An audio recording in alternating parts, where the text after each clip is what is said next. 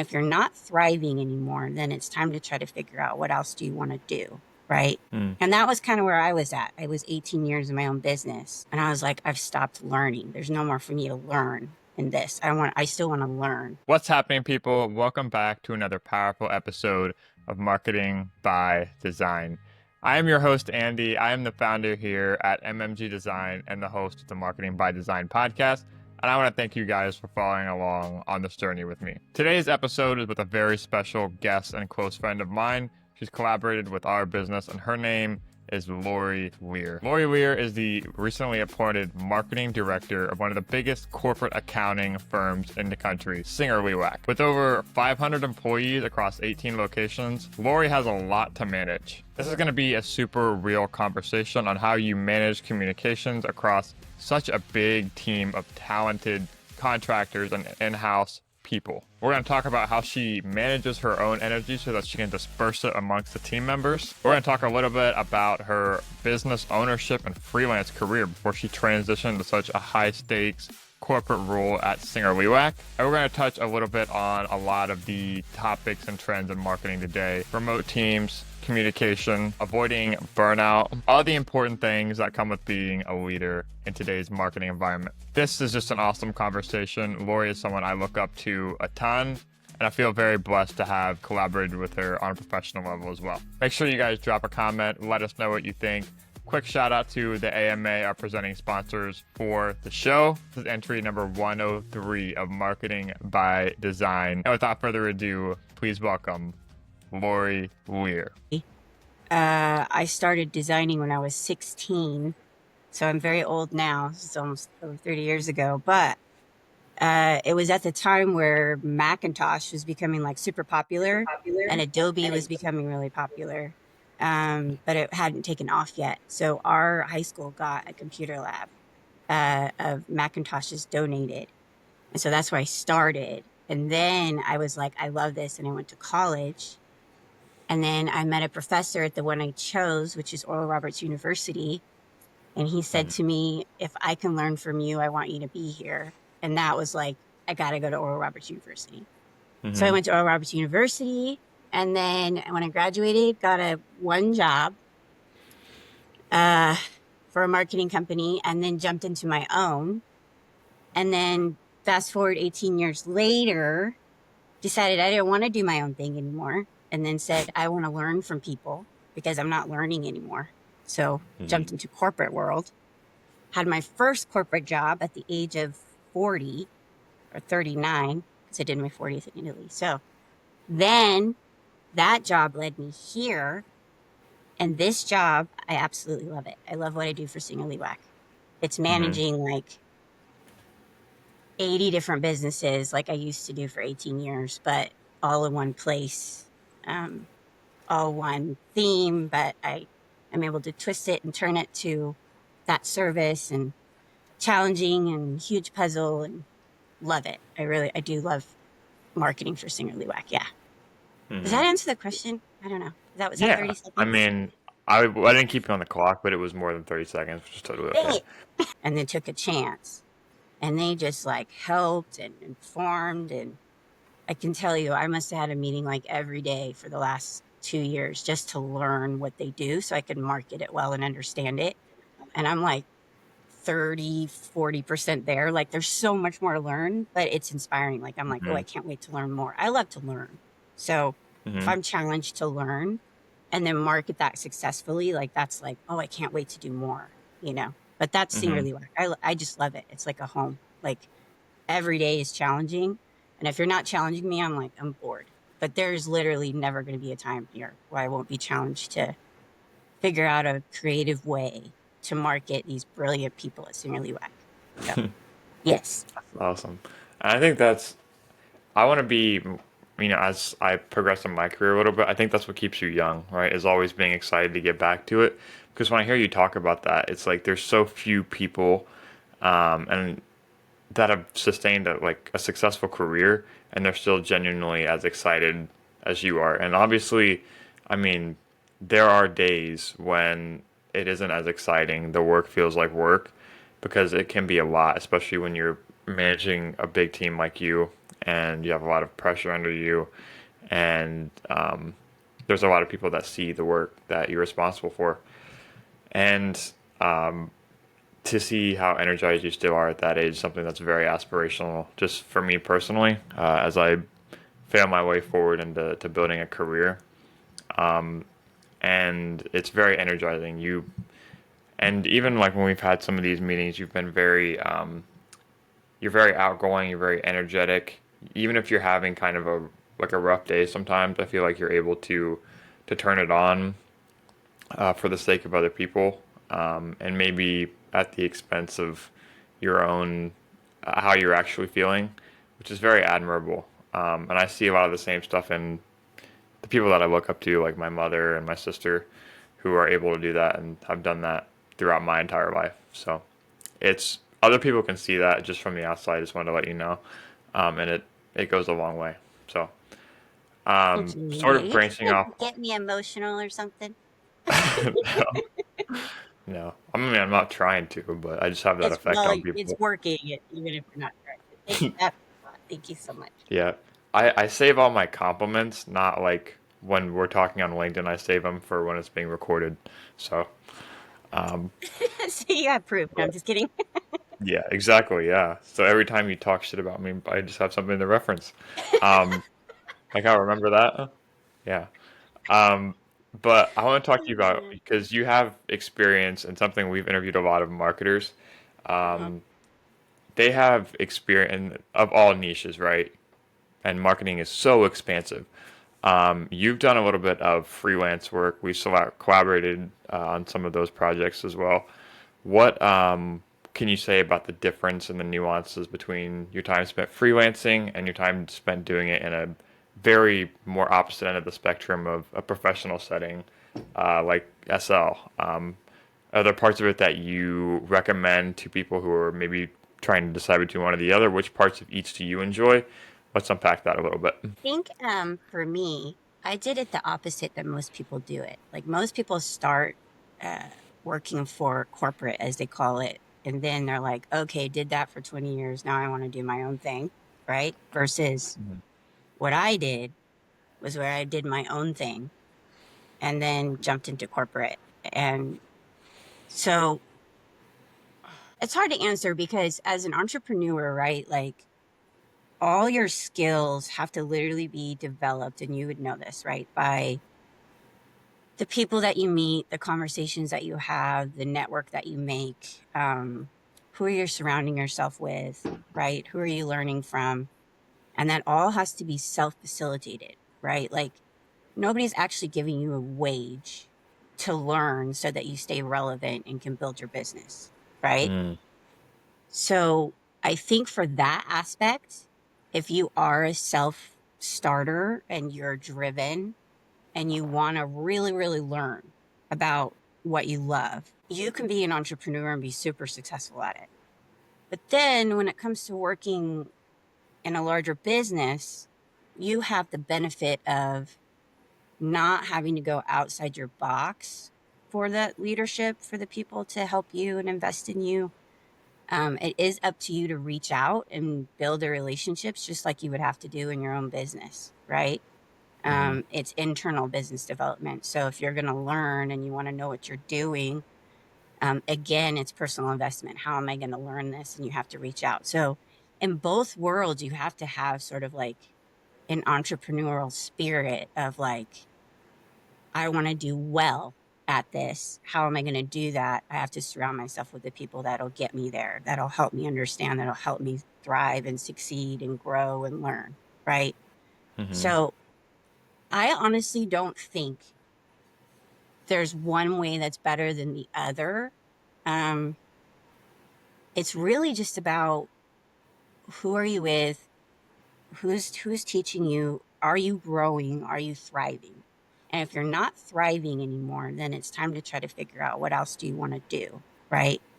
So, mm, and that was kind of where I was at. I was 18 years in my own business, and I was like, I've stopped learning. There's no more for me to learn in this. I still want to learn.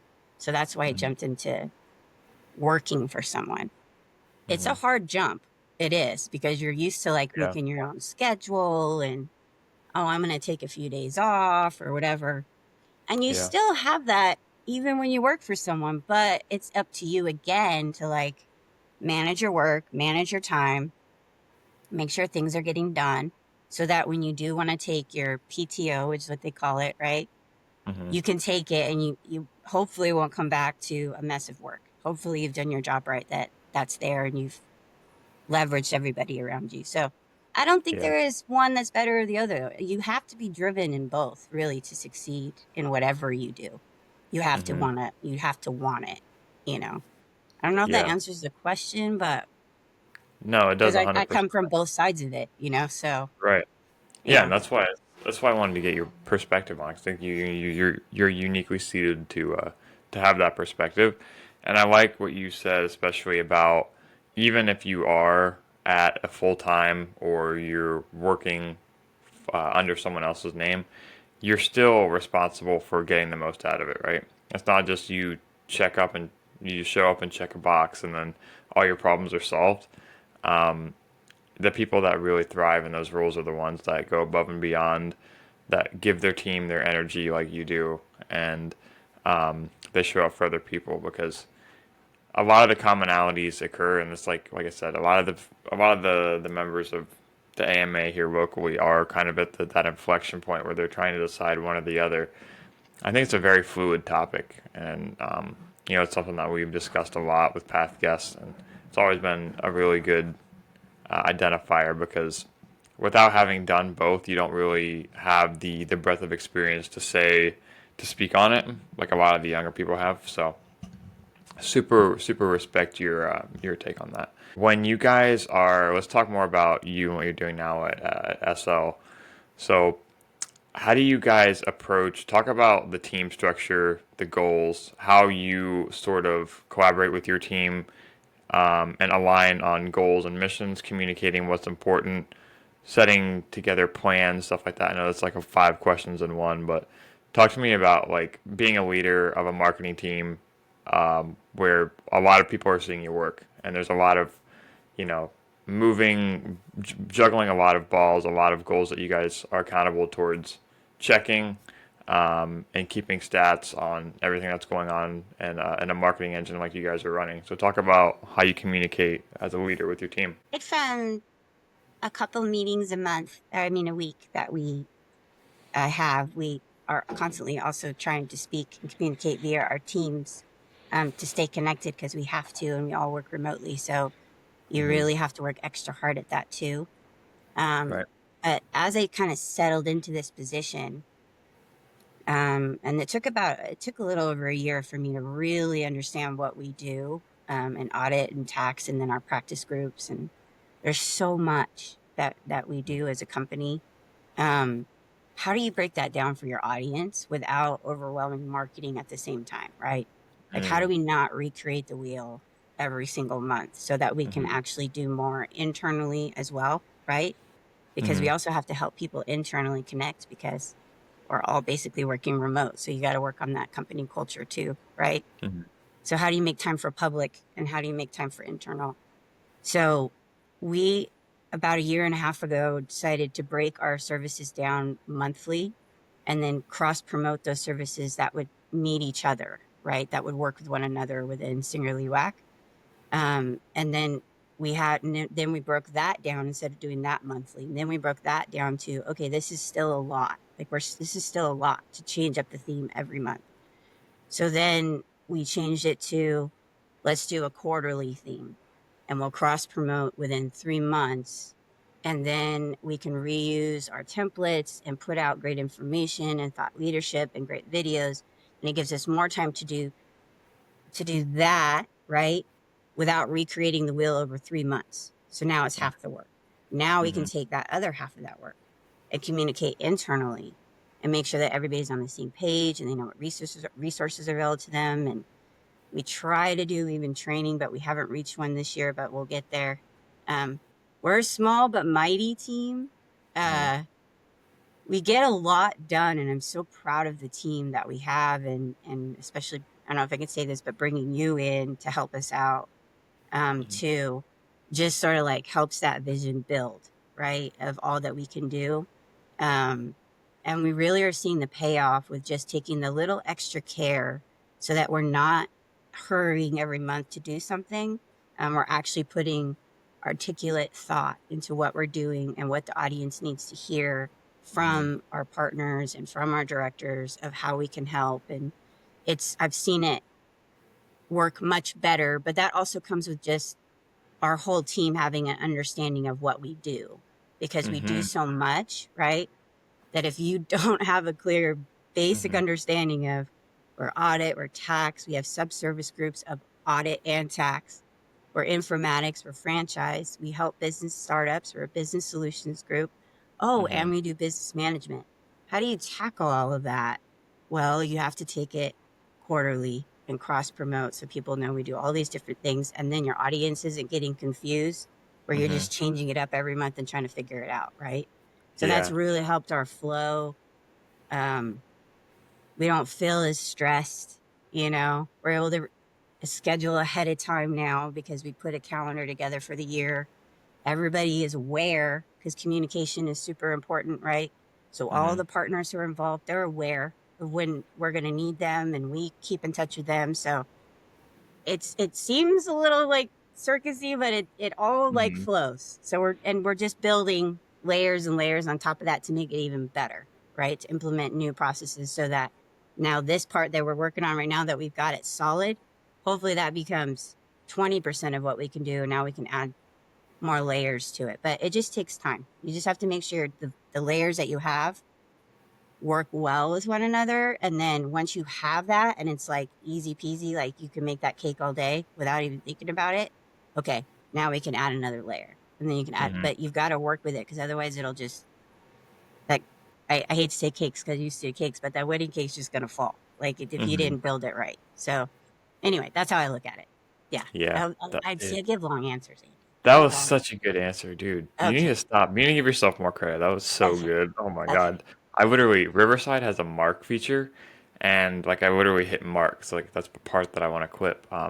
But that was so good. And I, like I said, I would give yourself more credit because Lori, I've collaborated on a lot of other teams and a lot of other projects, and there is no such thing as an organized marketing department. And I know it's so hard too because you made such a good point about knowing your audience and knowing what you do internally. Because marketing, there's like these two layers when you're doing it in house, right? You have the product itself, and not only do you have to know what that is, but you have to know the people that are receptive to knowing about it. So you have to know it so much deeper and be able to explain it. Um, I forget. I think it was Steve Jobs that said about marketing.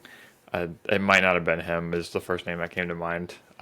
Real talk, but he says something about if you can't explain it to a fifth grader and make them understand it, then you don't really understand it for yourself. And I think about that a lot as I try and become more verbally articulate and like how can I say more with less?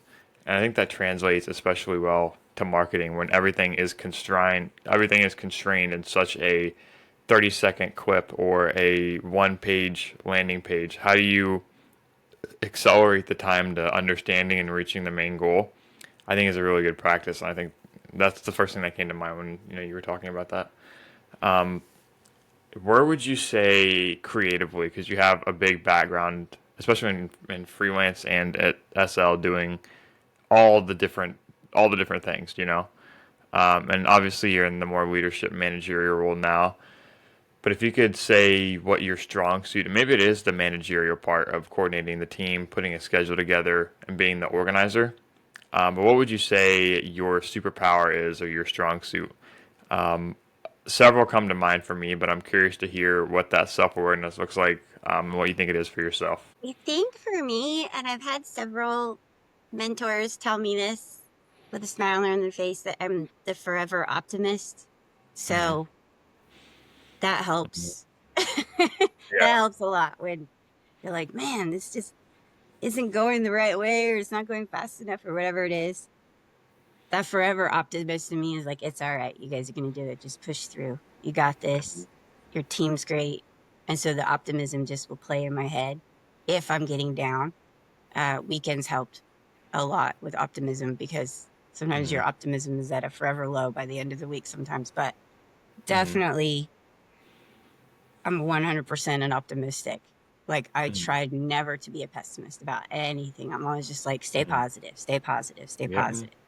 So I'd say, I mean, sure, I'm creative. I know what I'm doing, but I've been doing it a really long time. So, and I've had some great people around me that have taught me so much. So I'm really good at that. But what keeps it going is the optimism, I would say. Mm-hmm. Hmm. Yeah. It's definitely one of the ones that comes to mind to me too. I think another one that I would say too is just approachability. So there's a lot of leaders, there's a lot of people that coordinate projects they have people reporting to them and they're scared to even just start a conversation. Like not so much that they're worried about what people would say or the feedback on their own work, but more so just starting a conversation with someone. There's something to be said about how approachable someone is and how easy it is to come to them with your work, your feedback, your and just honest takes. And when we talk about like accelerating the process to the goal, that's just helps a ton because there's so much, you know, social politics that can happen when someone is closed off, when they're not doing their due diligence to pour back into their team. And that's something that I've seen in you is that you're very approachable, very open to ideas, and then you pull out of that bucket that of optimism that you have, which seems to be very deep. Tell me, like, that's a good question I want to ask. Like, tell me where does your excitement come from? Where does that optimism come from? Because it is, like, it's interesting that you answer that as like your own self, your own biggest quality. So that tells me that there's something there. So why do you think you are optimistic? Is it maybe because of a past experience, or just because you that's just how you want to be known for? I think where it comes from is if you have a genuine like love for what you do, you're going to be optimistic because you love it. Mm-hmm. I think that would be the short answer. Yeah. Mm-hmm. It's That's a good just one. a genuine love for like, God, I love what I do. Like I really do love this. You know what I Mm-hmm. mean? And that same would go for really anything, right? Like your relationships, your my daughter, right? Like if you genuinely love it, if you I love my daughter, I love my husband, right? If things Mm-hmm. just aren't quite going right, you can't let that get you down. You just have to be like optimistic. That's okay. We're going to correct it. We're going to work on this. We're going to get through this. We're going to build on this. And that's where that you just always have to stay optimistic in that. You can never like let these little things that could happen just bring you down into like this darkness of holes, right? Where you're just like, oh, life is so horrible. All these things. If you let that happen, then you're going to lose your drive. So if you have a genuine love for what you do, you can be that forever optimist. If you stop loving it, then that's where you're going to have the like, oh, shoot, I think I need to change it up, you know? But Mm-hmm. I genuinely love it. Like, I think people at the firm, they know how much I genuinely love it, but Mm-hmm. it's like I just exude this energy to them, and I love that they see that, right? That Mm-hmm. I'm like, no, like I love this, like I love Mm-hmm. this. You guys have no idea how much you drive me to do well because they're Mm-hmm. so brilliant, right? So it's like I've surrounded myself with like so much brilliance that sometimes you're like, whoa, this is really cool, you know? So then it makes me want to be at that level, right? Every day. And it's like, oh, I can't wait to do it. Like it's just exciting. And yeah, Yeah. it's hard sometimes, but if you come back to the optimism and the love that you have for what you do, and you're just like, I can't wait to excel and do more because it's because you're thriving, right? Mm-hmm. Then the love and optimism will never go away because you're thriving. Yeah. And I think the biggest thing that you've taught me, even just in the amount of time that we know each other, is that always is it's a cycle because I find myself being more energetic when I talk to you. I see the team members be, you know, a lot more outgoing and probably sharing ideas that they wouldn't normally when if they were just reporting to a boss. And so that's some really good feedback is that when you are more optimistic, you're going to get it back from other people too, just by the energy. And I made a LinkedIn post like I think over a year ago that said like like enthusiasm really is the magic word because you bring that to any scenario, Rory, and you know this, but people are just going to be if people feed off of it and they want to come back and talk to you. They want to be involved with what you have going on, and that can help you overcome so many of the personal obstacles that you might face in terms of when you're trying to build a career or to learn everything, juggle all the stress that we do, like in marketing. Um, if you just have a good mindset and good energy with it, and you manifest that and how you talk about it, how you treat the people, it goes a really long way. And I've learned that from you firsthand, so I appreciate it. Um, Sort of what we do on the show is we kind of go back and forth between like philosophical and tactical. So Like it, now we've Andy. gone. I like it. I know I'm keeping you on your toes. But now that we've gone a little bit more philosophical, big picture, talk about like really, really tactical when we talk about from a team perspective, hitting goals, managing a lot of different channels. When you guys when you work with like other creatives or contractors or people that you bring on, what are the things that you look for in people that could help you accomplish the goal of the marketing department? That can go into things like onboarding, communicating what SL does, kind of going back to what we talked about a little bit earlier, is really knowing the company, knowing their services, what they offer. But what goes into knowing who would be a good part of your team and helping your mission as you are the one that's kind of spearheading that. Mainly, I look for people, and my team kills this for sure. Is people who know their job, they know what they're doing, um, they're very good at what they do, and if they need direction, they're going to come to me. But if they don't, I can just trust that things are getting done that we've talked about. Mm-hmm. Um, I like to let people like just fly, just shine. And if you need me, I'm here. Like if you guys need it, if there's something you don't understand, let's talk about it, right? Like my door's always open. But I also want anybody who's like working with me and they all do it.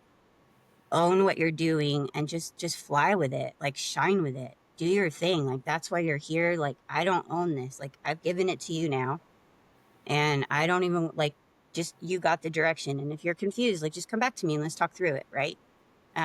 I like people who are just self motivators, right? Entrepreneurial spirit, um, willing to learn, willing to come back with a solution, willing to come back and be like, I couldn't find the solution. Could we find one together? Um, I hope that answers the question, but I don't Mm-hmm. really, I think management in my mind is probably one of the hardest things to do because it's giving work that I would normally do as a business owner for myself, right? That I wouldn't have a team, Mm-hmm. trusting other people with it, right? And being like, here you go, right? Um, and that's probably been the one area being a manager now that I've had to work on the most, um, because I'm used to doing it all, right? And now I don't have to do it all. Now I have this great team of people who can execute it even better and have more time to spend on their expertise. And then I can do what I'm good at. And it's just this amazing team of people who are working for one goal, right? Mm-hmm. And so I've gotten much better at being like, okay, she's good at this, she's good at this, he's good at this, you see what I mean? I can ask such, and now I can, and we get so much more done the more I'm releasing, being like, I trust you. Like, you guys are very good at what you do. Here you go. Can you do this? Right. Mm-hmm. So that's managing to me is being like, I'm one person and I have this wonderful team of people and we can all work together as like a giant octopus, right? And we're just Mm-hmm. getting it done and we're communicating.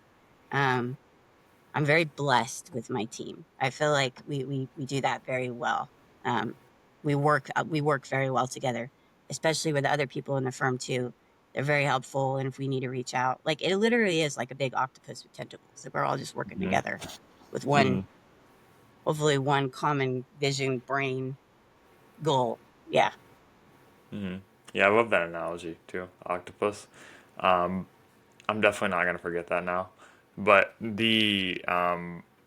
yeah, and I see it too.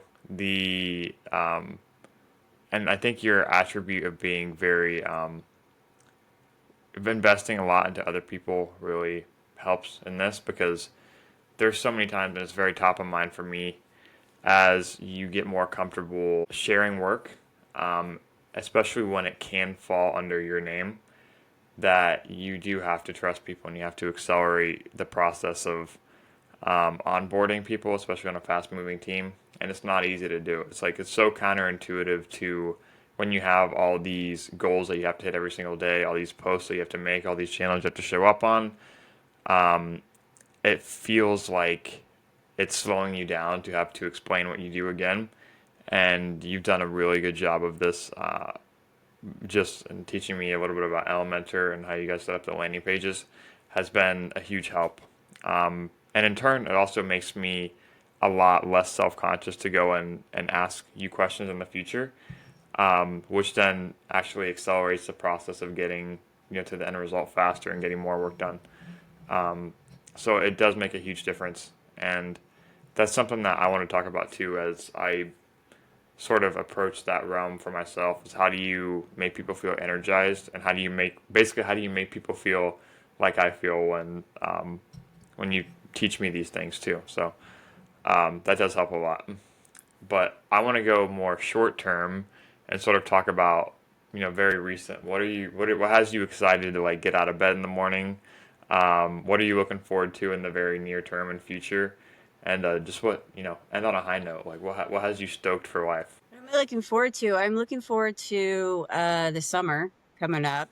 Um, my beautiful daughter Jessica will be graduating fifth grade and having a big party and stuff for that. And so I'm looking forward to she's growing up so fast, just spending time with her this summer.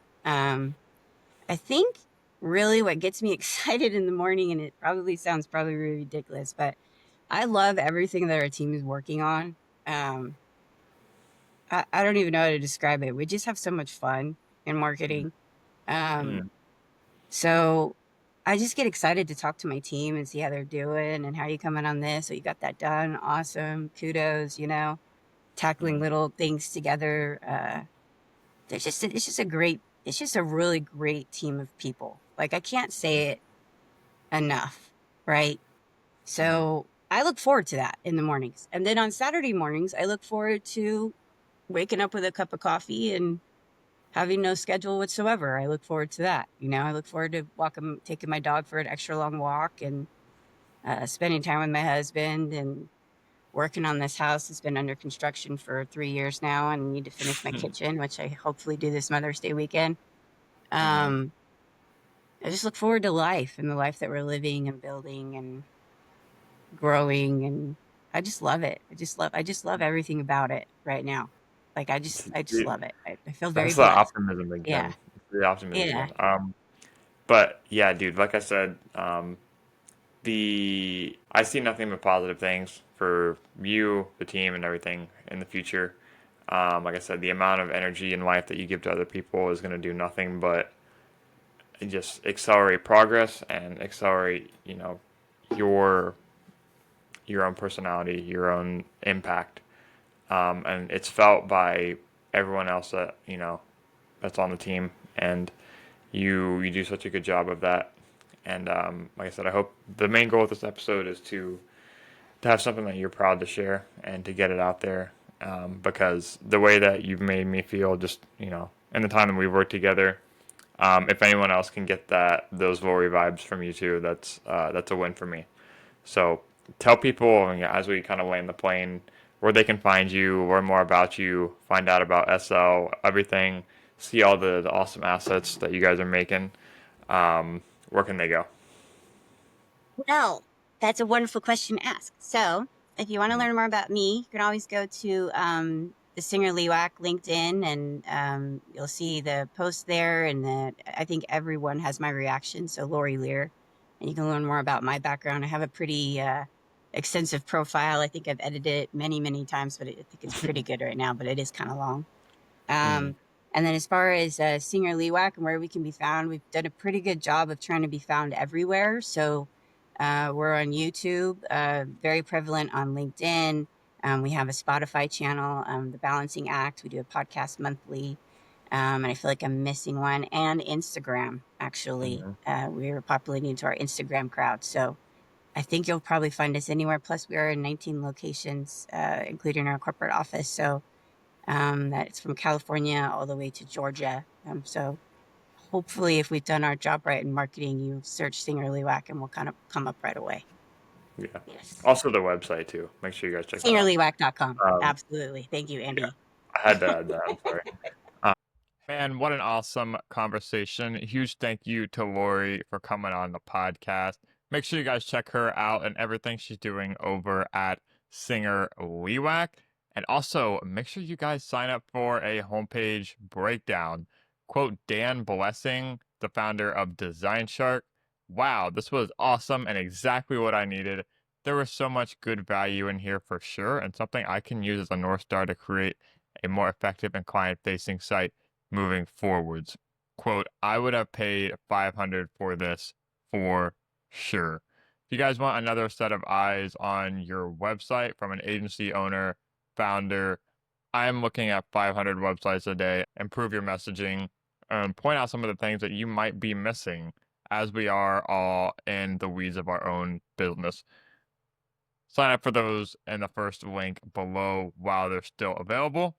Again, this is entry number 103 of the podcast. I want to thank you guys for following along on this journey, and we will see you next week on Marketing by Design.